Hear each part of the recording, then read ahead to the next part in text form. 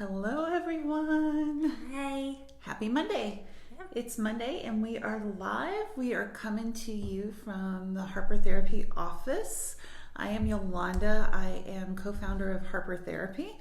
And Jennifer Schapp and I are here today to talk about taking some of the new patterns, some of the things that we learned through quarantine, and how to take some of the good things forward into our daily lives as things are starting to kind of get, I don't even know if back to normal is an appropriate way of saying things. But starting to get back to pre-quarantine yeah, time. well, we're doing the rollout. Things are opening. Restaurants are open. Stores are open. You know, even movie theaters and bowling alleys and like the amusement parks are going to be opening too. So you had some thoughts about, you know, kind of taking some of those things that might have been a surprise for all of us that were, you know, positive takeaways from quarantine. Yeah, I would say a big theme I heard that people mention is that quarantine has really helped them slow down.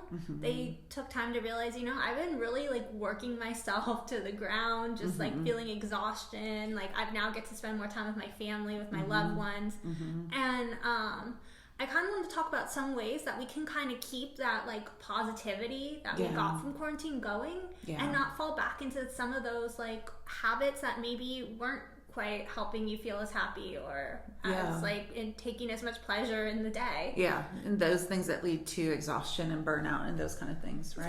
Yeah. So the first one I kind of just want to mention is the idea of, I call it mindfulness, is just kind of the idea of like when you're working, whether it's from home, whether it's in the office. I know a lot of people are back in the office now. The idea of like when you notice that negative sensation, emotion, maybe like you're like, oh, I just feel off, maybe I'm feeling anxious, angry, just agitated. I want you to take that time to slow down. I want you to take a deep breath and scan your body from head to toe. Notice what sensations you're feeling. It could be maybe you're feeling a tightness in your chest, maybe you're feeling like a pain in your stomach. And I would want you to just notice that, take some deep breaths, and just kind of imagine that sensation fading. And after that, you can take some time to maybe do some like progressive relaxation or do some positive visualization where you imagine something that's like stress-free, helps you feel calm and positive.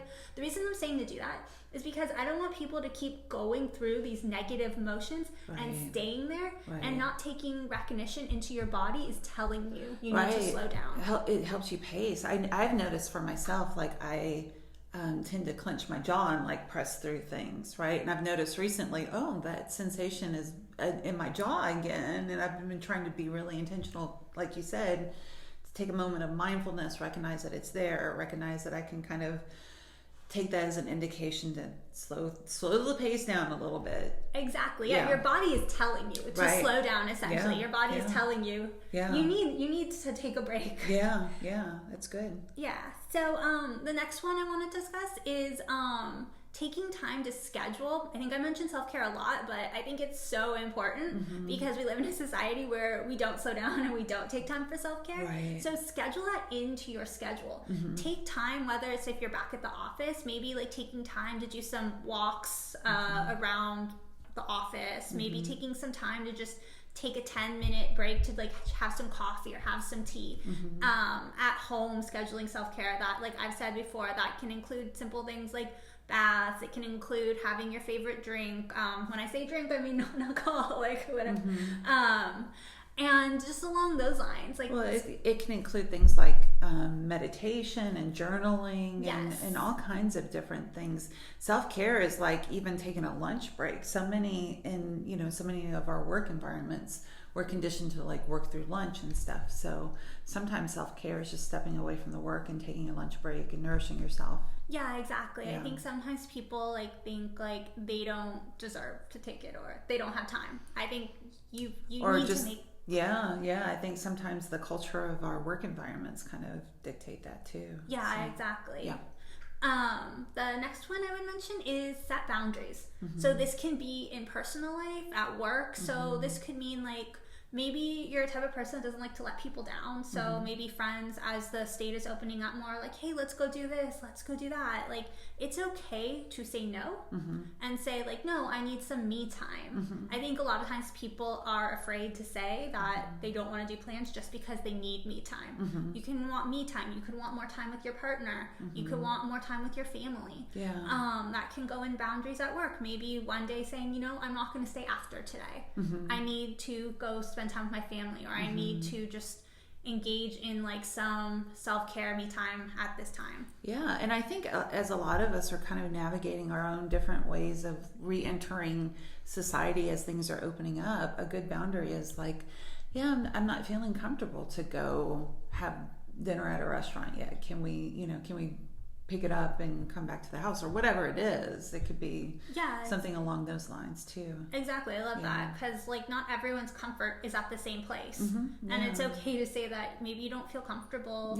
Or going to an amusement park with a mask on is not my idea of a good time. Exactly. Maybe or maybe not. Yeah, we're all at different places in comfort. So I love that you said that. The next one I would say is, I take this from Brene Brown: make time for play and creativity. Schedule it into your schedule.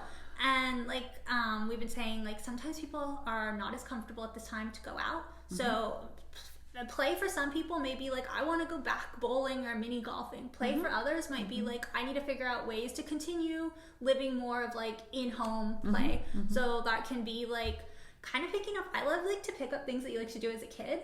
So maybe it's like you want to like pull out like a puzzle or a board game or like just old school like paints, crayons, right? Video games even. Video games, arts and crafts. Like schedule time for play in your schedule. Like just like you would schedule maybe working out, a meeting, schedule like, you know, from like 5 to 6 in the evening, I'm going to schedule time to do something fun. And I think that's so important, especially as a lot of us are going back to the office. Some of us are still working from home. And when you work from home, those lines really get blurred. And so a lot of times people have the tendency to work into the evenings past the time that they typically would if they were in the office. So having something fun, something playful, something creative to put in that time space, right? Instead of being like, I don't know what to do. Yeah, exactly. Cool. One last one is notice your thoughts. What kind of thoughts do you hold throughout the day? Going back to Brene Brown, she has the idea that we have exhaustion as a status symbol. And I wonder, kind of explore, is this kind of your idea of like, if I'm not exhausted, I'm not doing well in life, I'm not successful. And kind of encourage you to kind of challenge those thoughts and be like, is this like align with like how I want my life to look like? Where did I learn this value? Is this something that like I want to hold to myself? And just kind of take notice like throughout the day, like, are you like having these negative thoughts where I'm like, I'm not working hard enough, or I'm being lazy, or I'm not doing a good job? Like take time to be kind to yourself. Talk to yourself as you would a 5-year-old child. And just kind of notice like, what thoughts have I been incorporating in my life that I kind of want to get rid of at this moment? It is that kindness to yourself, and recognizing that rest is just as important, if not more so, right, than work. Right. Yeah, I know. It's interesting. Recently, the World Health Organization has identified burnout as a problem for us, you know. So that goes along with, you know, exhaustion as a status symbol. It's time to start challenging that. Yeah, so I think quarantine kind of helped us, like, in some ways, like, re-examine how we've been living our lives and what we want to take from this quarantine that, like, made us feel happier. Yeah.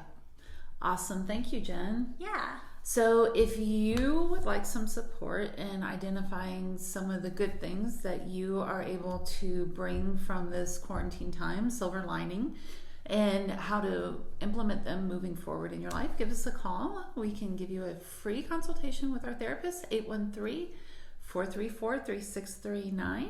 Happy Monday, everybody. Happy Monday. Take good care of yourselves. We'll talk to you soon. Bye.